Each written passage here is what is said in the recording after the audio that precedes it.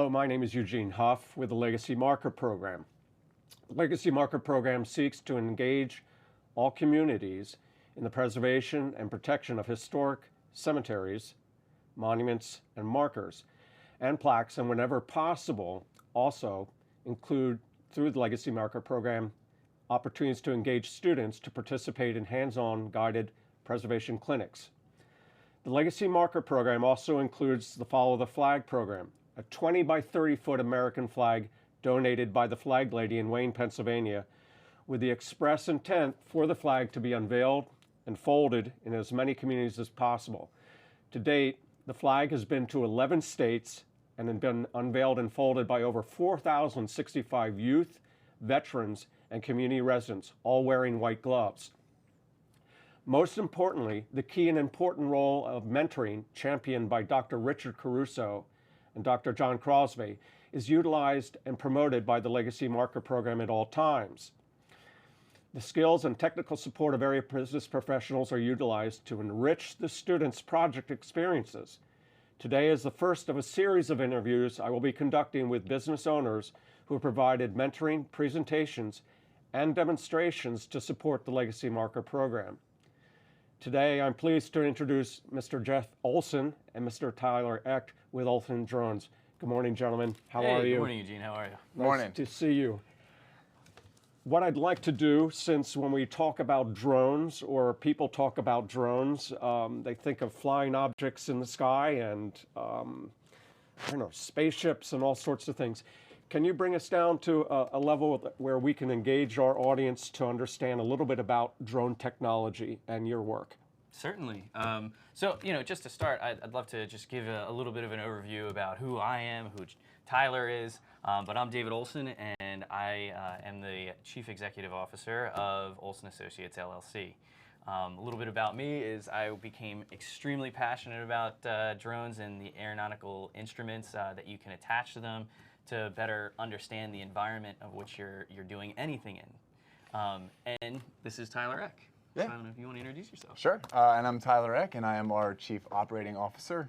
I also hold David's passion with kind of the aeronautical solutions here.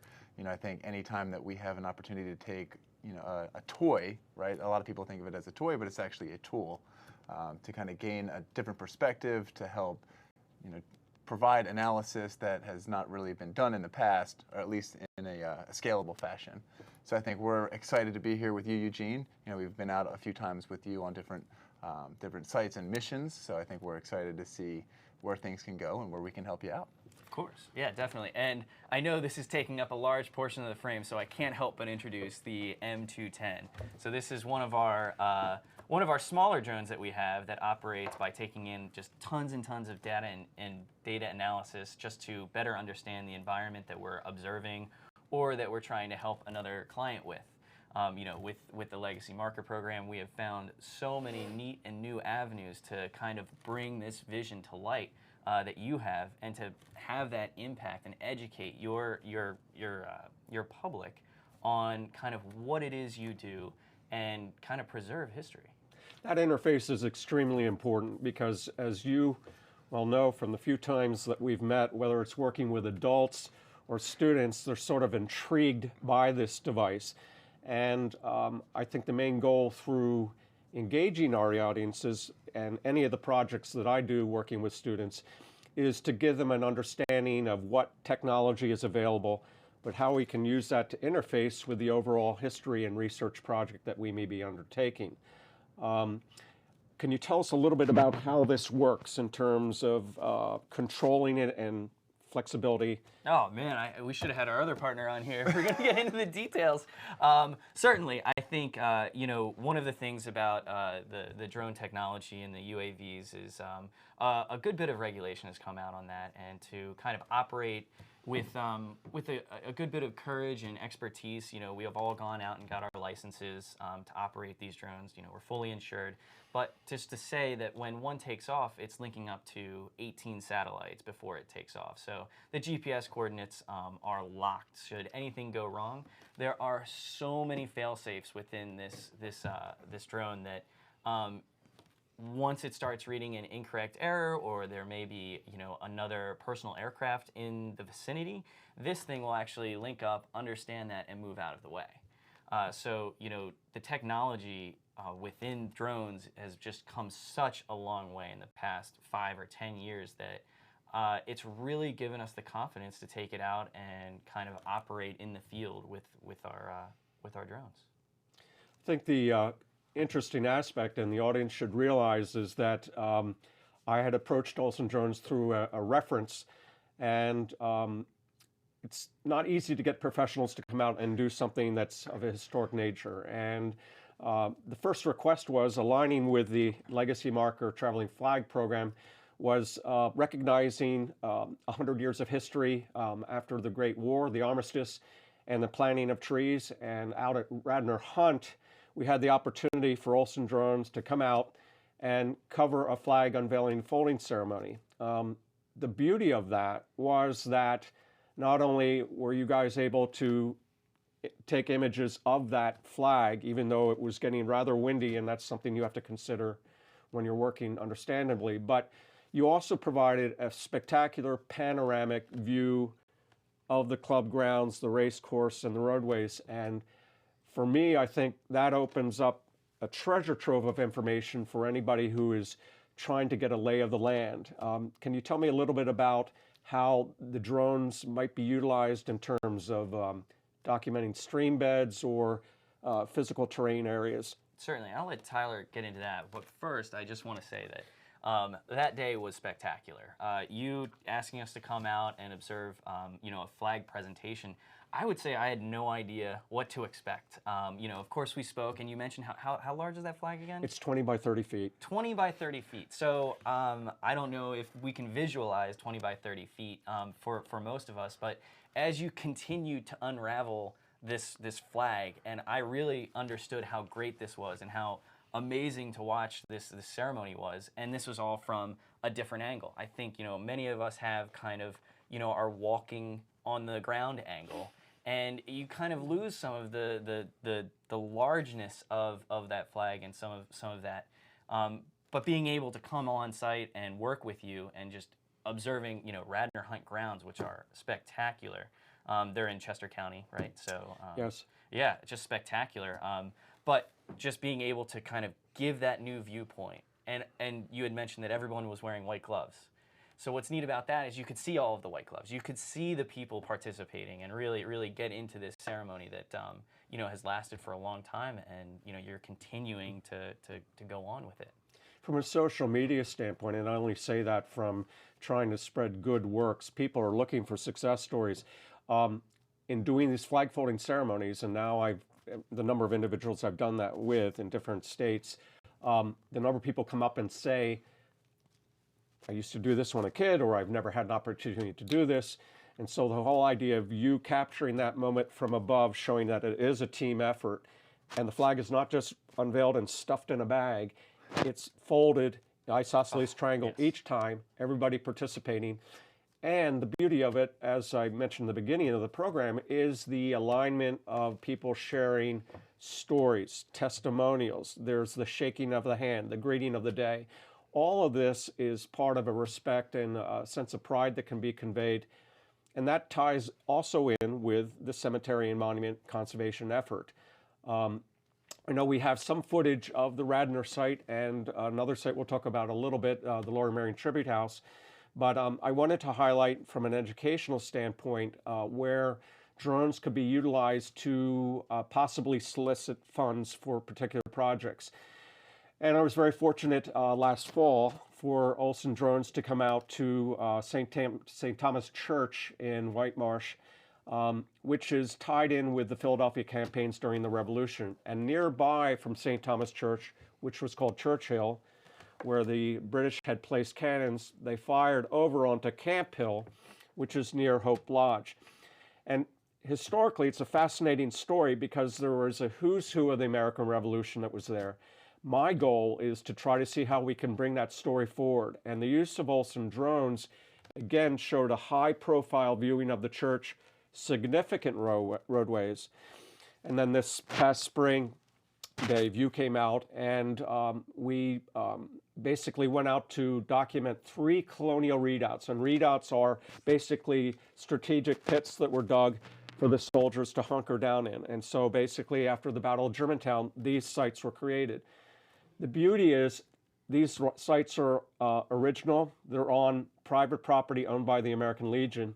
But people say, well, where's the readout? How can we see them? So I went up with special marking paint that dissolves after rain and outlined these. And Dave said, well, look, if we're going to mark this somehow, you got to do it before the foliage on the trees kicks in because you won't be able to see them. So he came out, I dressed in my colonial kit, went up to the Camp Hillside, and then went over, and lo and behold, Dave on the ground could see these readouts which I outlined. And then tell me what you did. Oh my goodness, we did tons of things that day. It's hard to kind of nail that one down. So from what I remember of the day, first off, going up to, is that Montgomery County up there, or is that is Montgomery County? Montgomery yes. County? Okay, again, It's Fort beautiful. Washington. Yeah, if we know anything about the counties of Philadelphia, I think one thing is you had mentioned topography. They're gorgeous to go up there and really see kind of different hills that you were talking about from that different viewpoint, and the ability to kind of rise above the tree line in a very real-time format and be able to kind of picture yourself in the history that you're speaking of. What we were able to do, and I bring us back to the topography because I'd love Tyler to get into kind of that area, but from that day, I would say what we were able to do is we got out before the foliage, which was crucial if you're trying Absolutely. to see the paint on the ground that you had placed there. Yes. But we were able to really detailed see these readouts. I mean, we were about 85, 120 feet in the air, but just above the tree line and hovering and looking directly down, we were able to see the carve out that you had put there. And that really brought history to life, at least for me, to be able to kind of picture the history that you were speaking about. So I really appreciated that day, and I thought it was great because of how quick we can deploy. We had mentioned, hey, we want to get out there. This is like late spring. The foliage is coming. I know we both were saying, oh man, like we better get it done this weekend or else it's not going to happen. Timing is everything. Right. So being able to operate and file, you have to file your flight plan with the FAA. You have to file your insurance when you go up for any business event.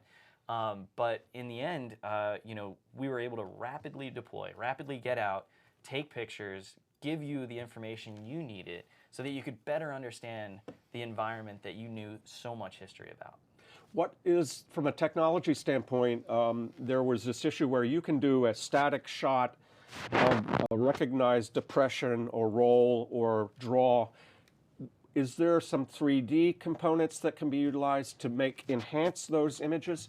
Yeah, so I think one of the great things about how the technology has evolved is the cameras that are on these pieces of equipment. I mean, I think as we've all increased our capabilities with our cell phones, they've essentially put cinematic cameras and high resolution megapixel cameras on these things. So I think when we're up there getting these doing these flights and getting this information, we're actually able to take all these millions of data points in 4K video in up to 18 megapixel high quality images, which then we take through some software to create kind of your 3D modeling using some of the LiDAR sensors that are out there. So I think what we're able to do is, from that example, we would be able to take a 3D model of all of the hills of the actual event, and you'd be able to play around with it. You'd be able to kind of look at where the elevation changes were. You kind of outline where different bunkers were.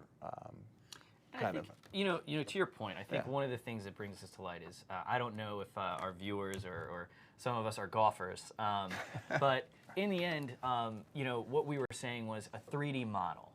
And this is where you can see the topography. And I use golf because most of us are familiar with a putting green and the undulations in a putting green.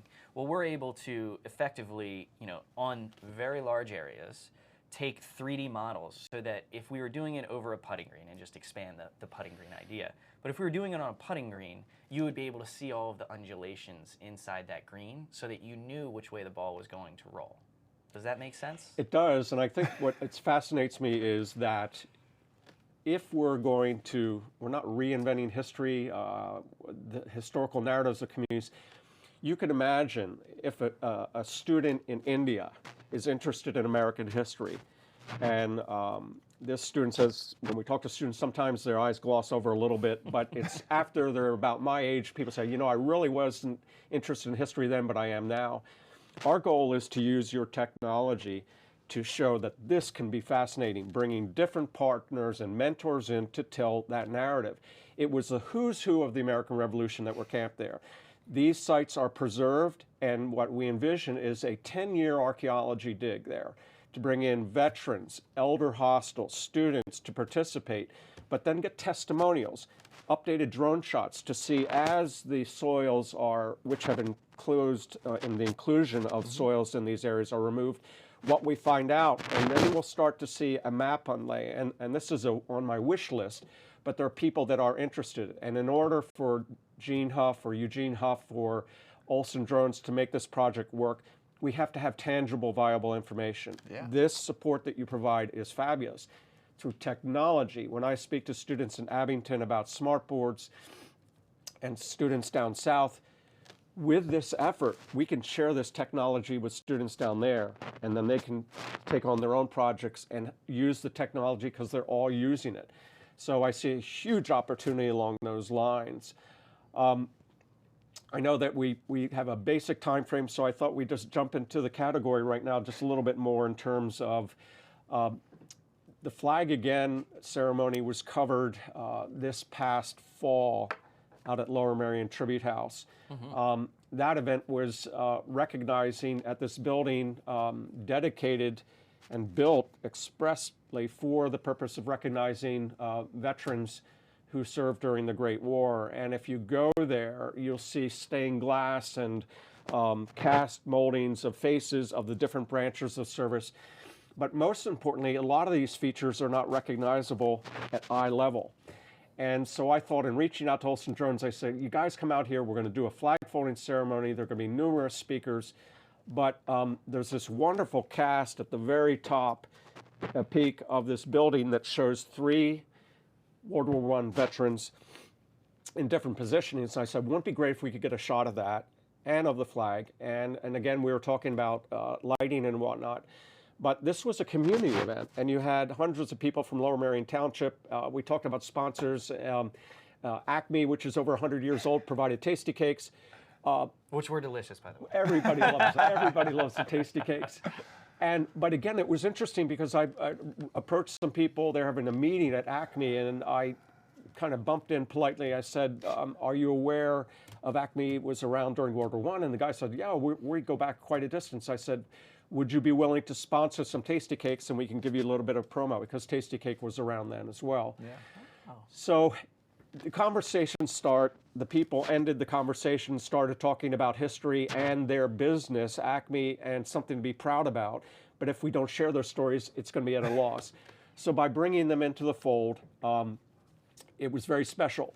Prior to you coming out to Lower Merion Tribute, I went up to Mission Barbecue on the City Line Avenue and had all the police and first responders and their very patriotic business. They serve sandwiches, veterans for free on Veterans Day, Memorial Day. And so we did a flag unveiling and folding there too. And the people were really grateful. And unfortunately, we didn't have a drone shot, but I guess the spirit of these conversations, as I shared with the studio here, it's like a Charles Kuralt or a James Michener. Kuralt went on the road and interviewed people and the stories, and that's what I find fascinating. I know you experienced that in working with your clients, but and James Michener had people that would go out and interview locals. So more times than not, that whatever we're doing with this program, we want to get testimonials from people. And when they observed you at the site out at Lower Merion Tribute, I think people were very curious in understanding what was going on. And what was beautiful was that it was in a removed spot where people were able to continue an activity and not feel as if they were being monitored close up. Tell me a little bit about your experience being out there at Lower Merion Tribute. Well, Lower Merion Tribute was, again, fantastic. You take us to all these beautiful places. I have to thank you for that. What I would say is our experience was fantastic. One, you're right. I think anytime you take a drone in the air, whether it's something this size This is one of our medium-sized drones, or the smaller phantom drones that we use to kind of observe these types of activities, because they are less intrusive. They are less loud, and they can observe kind of what's going on without kind of breaking up the feeling within your service. And your work complemented the overall program, because now on their website they will show a combination of speakers and what was going on. There were some testimonials. Studio 21 came on site, interviewed people, had an opportunity to share the story about the stained glass, because people walk through there and don't know that narrative. Because of timing, I just want to highlight another very important piece that happened recently, and that was where Harrington High School, for the first time through their senior project and special service projects, participated at Lower Merion Baptist Church doing conservation research on the graves. Initially, 2 students for the senior project worked with me for about a month, working on different grave sites. Fabulous experience, one-on-one, mentoring, questions, asking one of the gentlemen, 1865, he loves music, and so he researched what music was around in 1865. War of 1812 came out. We're extremely impressed with what the students were doing. And then on one day, the students came out and started mapping the cemetery. Again, I appealed to Olsen Drone, and Tyler came out, and with the small period of time we have left here, can you tell me a little bit about what you did in mapping and working with those students? Sure. So I think, again, the ability for us to fly, unobstructed and kind of out of the way is provides a really nice perspective that the students haven't always seen. I think that, as you were speaking about earlier, at eye level you can't see, the breadth and the entirety of the site. So I think we're able to provide that information, provide those, beautiful visuals and panoramas of these, spectacular sites. And the other thing that really is something that we kind of feel some value with is the education of the students in terms of technology, right? So I think another area that we probably struggle with a little bit in reaching younger generations is, how do you get them interested in history? Well, I think you kind of combine a little bit of some new age technology of, hey, look at these shots that I can get. I think, as we've spoken about previously, these pieces of technology are able to stream live on our phone or on social media. So all of a sudden, these students are looking at this site from a whole different perspective instantaneously. So I think, just like we were when we were younger, we were interested in kind of RC cars or flying anything that we could. Now we're able to actually show these kids, like, hey, if you come over here, we'll show you a little bit of what this site looks like from 300 feet. From 250 feet. Here's where you are in this entire grand scheme.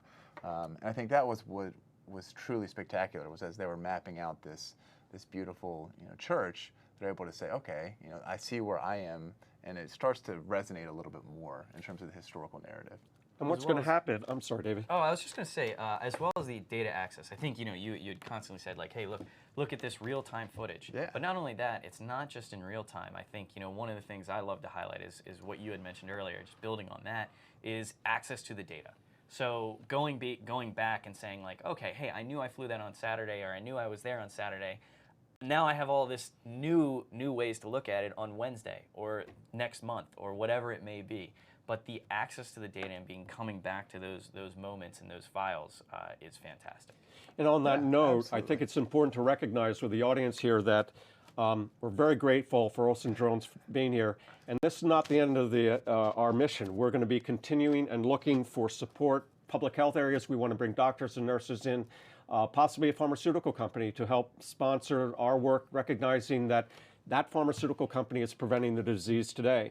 But the more we can use technology to share with supporters of these projects, like the Olsen Drone footage, and mentors in the community, this is going to be a win-win. So again, this is the first of many interviews upcoming.